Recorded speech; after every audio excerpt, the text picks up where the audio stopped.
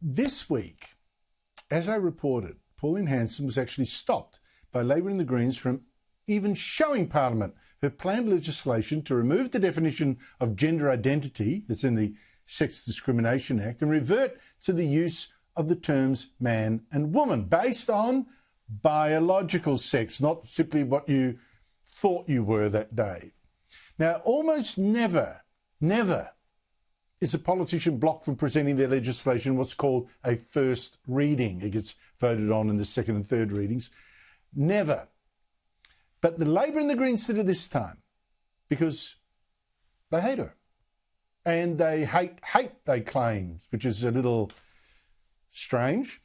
And because something. This disgusting rhetoric, this disgusting level of debate, as is the broader Australian community. Disgraceful act of political disgust. It's just disgusting. But what struck me this week is how often Pauline Hanson has actually been right, but then being crucified as a racist and nasty for simply being too early to say it. Well, I must say, it's true, she sometimes hasn't said it well, but this gender issue is just one example, and there are, in fact, others from her very first speech to Parliament. I do not believe that the colour of one's skin determines whether you are disadvantaged. I am fed up with being told this is our land. Well, where the hell do I go? I was born here, and so were my parents and children. Abolishing the policy of multiculturalism will save billions of dollars and allow those from ethnic backgrounds to join mainstream Australia, paving the way to a strong, united country. Immigration must be halted in the short term so that our dole queues are not added to by, in many cases, unskilled migrants. Now, going through the whole speech, there were some things that clearly didn't agree with and some were unnecessarily harshly expressed. But Hanson was abused for them for things that, like the things you just heard. And those things have become more and more mainstream. Many Liberals now say the same. The vote against the voice last year proves that many Australians now coming to exactly that same point of view. Joining me is Senator Pauline Hanson. Pauline, great to see you. You, this week, and also last week, you were stopped by Labor and the Greens from giving the first reading of your bill to change back to using the terms woman and man. What did that tell you? If you don't agree with the Greens and the Labor Party, well, you're not going to have a say in the Parliament, on the floor of Parliament. It's like they will control it. We've become so woke, Andrew, and it's a shame where the country's going, the direction it's going in. You know, I don't raise these issues purely because I want to be nasty to people. It's not about that. What they did in changing from gender identity, you know, from biological male and female in the bill, which Julia Gillard did in 2013, to gender identity, that has paved the way for the problems that we have in the country now. So women are being stripped of their rights, who we are as women, you know, safe places for women, that men can change and say, oh, I'm a female today. It's ridiculous. It is absolutely ridiculous. And I'm trying to put this to right.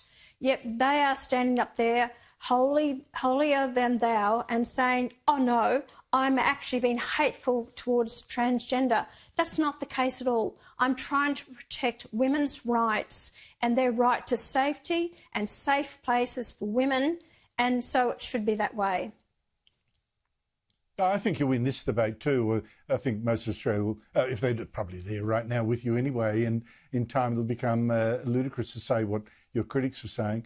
Now, listen, when in your first stint in Parliament, this was nearly 3 decades ago, you were in the House of Reps. You were on your own, basically, on issues like the ones I had you quoted from your first speech. But these days, of course, I can have on my show Senator Matt Canavan or Alex Antic or Garth Hamilton or the very great Jacinta Nampijinpa-Price, Barnaby Joyce, to say some or many of the things, maybe sometimes all of the things, the more important things you were saying alone back then. Now, I know that frustrates you to have other people crowding your space. I mean, I think you've told me much the same this week, but don't you think this is actually a sign of your success? Andrew, it's not about crowding my space, okay? I didn't expect to be such a well-known politician. I never thought I'd get into politics right from the very start, okay? Politics is someone that you must be dedicated and passionate about your country, and you care about the people out there. Forget about, you know, if you're going to be called names and everything like that. That's got nothing to do with it. It's about you stand up on principles and morals. You call it out for what it is. And I stood by my morals, my principles, the way that I saw it. Politics is about a person who has vision for the future. A politician is someone who will actually be a problem solver, not someone that's going to say, what do I have to do till the next election? So a lot of these issues was on the wall. I could see the writing on the wall. I can see the writing on the wall. If we don't address certain issues now, we're going to be in hell of problems, more so down the track. I respect these people that you've named. I have a lot of respect for these people. But unless you've got someone like me on the floor of Parliament who's going to keep reining in the coalition or these other ones, you know, to actually make them accountable for their positions and keep making them answer to the Australian people, because too many of the politicians these days, whichever political party, are taking their voters for granted. And they don't believe that they have to work and for their positions. They take it for granted. Well, the voters out there are waking up. They want people that are prepared to fight for them and the future generations. And so I'm keeping them all on their toes. And if they're joining in the same course as me, good, it's about time. Pauline, Anthony Albanese, now personally, I've always got on well with him, right? Always got on well with him. I didn't like how he was bad-mouthing Bill Shorten as his leader. I thought that was, back when Bill was leader, I thought that was a little bit treacherous, actually. But basically a decent guy. But he, to me, it seems he's lost control of the economy, lost his authority, is sinking at the polls. And today I thought, and it's not the first time, he was angry with a pro-Labor presenter on the pro-Labor ABC of all things. Listen to this. Are you saying negative gearing and capital gains tax concessions are absolutely off the table for you? Well, they're tax policies. Yeah, but are those tax policies, housing policies, are those tax policies completely off the table for you? Well, Patricia, I don't answer the sort of those sort of questions in the way that you mean good ones. Yeah, that's a good question. Are you going to say clever. No to those or not? Clever. They're things that journalists. The next question is, when will the election be? I know that's not my next question. Yeah, well, they're not terribly clever questions. That's not like him normally. What's going on with him, do you think? Look, he is basically a nice guy. I went over to India with him on a delegation and I got on very well with Anthony Albanese.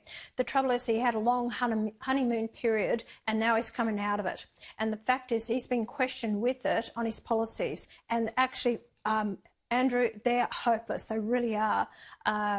Their housing policy, the IR legislation, that's why everyone's backing up on him. And Chris Bowen's done a terrible job with the climate change policies, immigration, you name it, everything, they've failed. He is now feeling the weight of it, the pressure of the whole lot, because there's so many failures going around. He thought he was protected by the ABC and these left-wing journalists, but now they're starting to question him because we're coming into election and he can't answer it. He's not up to the job. I said that right from the very beginning. Nice bloke. He's no leader for this nation. The sooner he's gone out of the job, we may be able to get back on track to get prosperity and a decent way of life for Australians out there and cost of living down. All these things need to be addressed. We are really at a crossroads, Pauline, really at a crossroads. Pauline Hanson, great to see you again. Yep. Thanks for your time.